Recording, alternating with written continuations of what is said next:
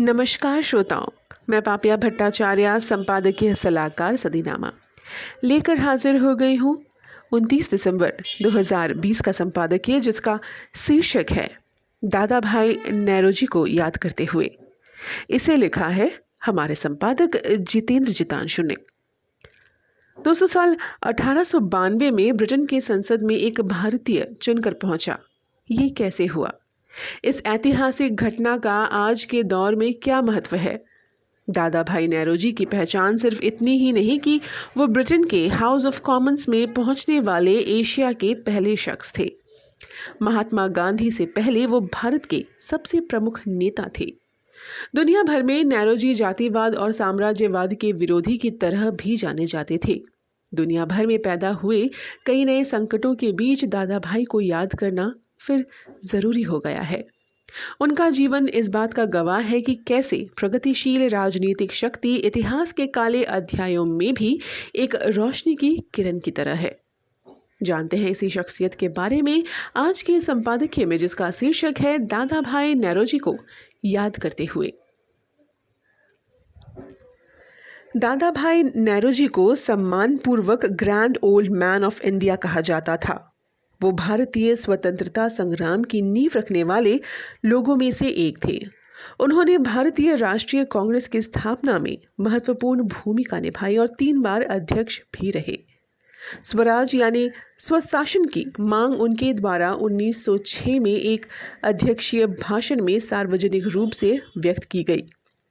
दादा भाई नेरोजी का जन्म 4 सितंबर 1825 को बंबई के एक गरीब पारसी परिवार में हुआ था। एक छात्र के तौर पर दादा भाई नेरोजी गणित और अंग्रेजी में बहुत अच्छे थे। उन्होंने बंबई के एल्फिंस्टोन इंस्टीट्यूट से अपनी पढ़ाई पूरी की और शिक्षा पूरी होने पर वहीं पर अध्यापक के तौर पर नियुक्त हो गए। दादा भाई नेरोजी एल्फिंस्टोन इंस्टीट्यूट में मात्र 27 साल की उम्र में गणित और भौतिक शास्त्र के प्राध्यापक बन गए। किसी विद्यालय में प्राध्यापक बनने वाले वो प्रथम भारतीय थे। दादा भाई नेरोजी ने 1892 में राजनीति के क्षेत्र में प्रवेश किया और 1853 में ईस्ट इंडिया कंपनी की लीज के नवीनीकरण का दृढ़तापूर्वक विरोध किया। इस संबंध में उन्होंने अंग्रेजी सरकार को नई याचिकाएं भी भेजी, परंतु ब्रिटिश सरकार ने उनकी दलीलों को नज़रअंदाज करते हुए लीज का नवीनीकरण कर दिया। इंग्लैंड में दादा भाई नेरोजी कई प्रबुद्ध संगठनों से मिले, कई भाषण दिए और भारत की दुर्दशा पर लेख लिखे। उन्होंने 1 दिसंबर 1867 को ईस्ट इंडिया एसोसिएशन की स्थापना की। दादा भाई नेरोजी 1892 में सेंट्रल फिन्सबरी से लिबरल पार्टी के उम्मीदवार के रूप में ब्रिटिश सांसद चुने गए। उन्होंने भारत और इंग्लैंड के में एक साथ ICS की प्रारंभिक परीक्षाओं के लिए ब्रिटिश संसद में प्रस्ताव पारित करवाया।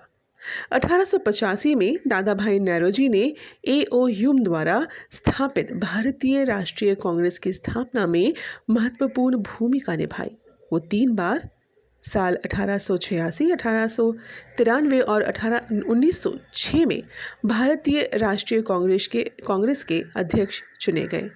अपने तीसरे कार्यकाल के दौरान उन्होंने पार्टी में नरमपंथी और गरमपंथियों के बीच हो रहे विभाजन को रोका।